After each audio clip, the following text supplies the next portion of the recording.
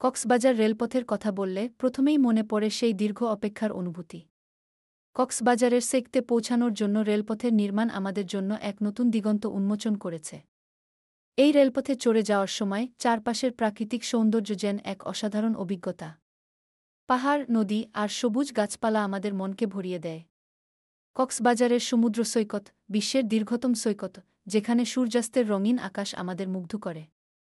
সৈকতের বালিতে পা ফেলে হাঁটার সময় ঢেউয়ের শব্দ যেন এক সুরের মতো। এখানে এসে সাঁতার কাটা বা শুধু বসে থেকে সমুদ্রের ঢেউয়ের দিকে তাকিয়ে থাকা, সবকিছুই এক অন্যরকম শান্তি দেয়। এখানে স্থানীয় খাবারের স্বাদও নিতে ভুলবেন না।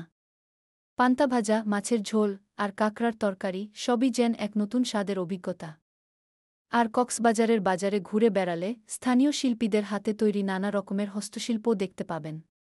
কক্সবাজারের রেলপথ আমাদের জন্য শুধু একটি যাতায়াতের মাধ্যম নয়, বরং এটি আমাদের সংস্কৃতি, ইতিহাস এবং প্রাকৃতিক সৌন্দর্যের সাথে সংযোগ স্থাপন করে। এই যাত্রা আমাদের মনে নতুন স্মৃতি গড়ে তোলে, যা কখনো ভোলা সম্ভব নয়।